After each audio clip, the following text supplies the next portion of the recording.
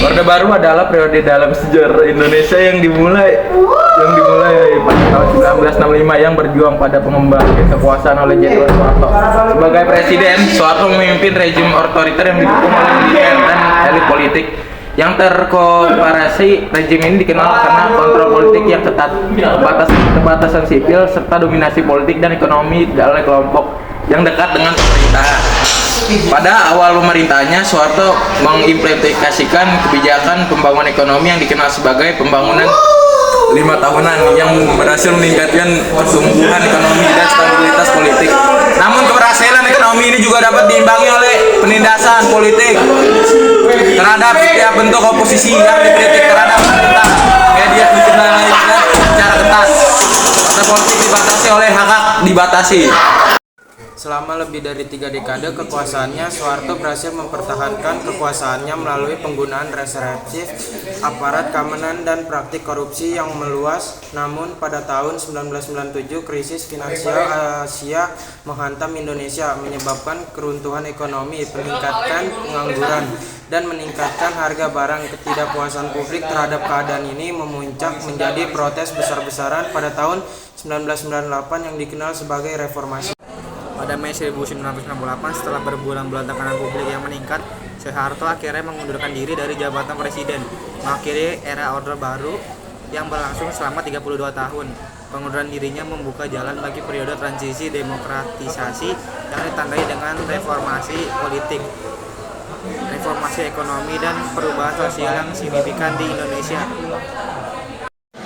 Di bawah kepemimpinan Soeharto memiliki sejumlah dampak negatif yang signifikan hingga berakhirnya masa jabatan, diantaranya yang satu, pelanggaran hak asasi manusia.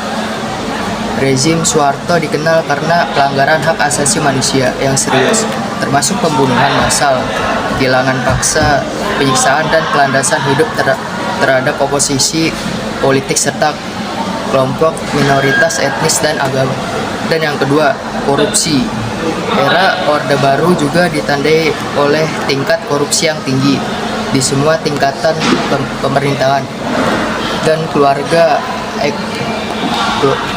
kroni Soeharto memperoleh kekayaan yang besar melalui nepotisme, kolusi, dan penyalahgunaan kekuasaan. Dan kesetaraan ekonomi. Meskipun ada pertumbuhan ekonomi yang signifikan, manfaat tidak merata di seluruh masyarakat.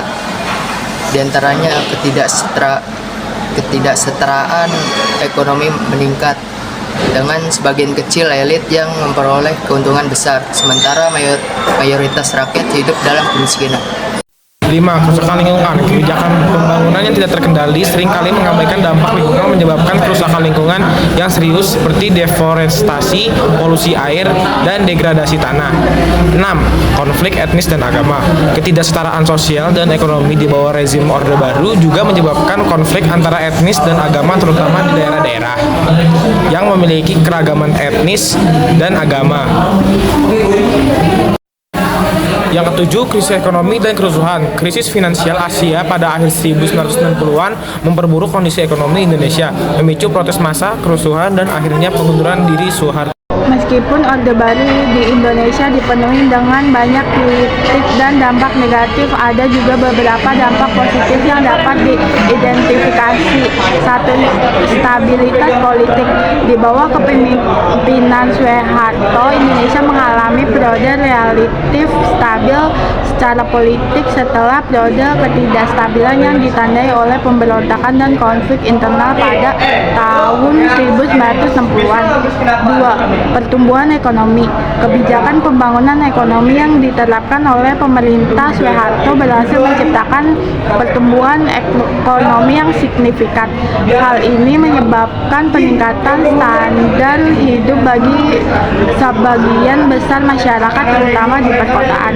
1. Krisis ekonomi. Krisis finansial Asia pada akhir 1990-an mengguncang ekonomi Indonesia secara parah, menyebabkan devaluasi mata uang, inflasi yang tinggi, dan penurunan tajam dalam pertumbuhan ekonomi. Ini memicu ketidakpuasan masyarakat terhadap pemerintahan Soeharto. Kedua, tekanan internasional.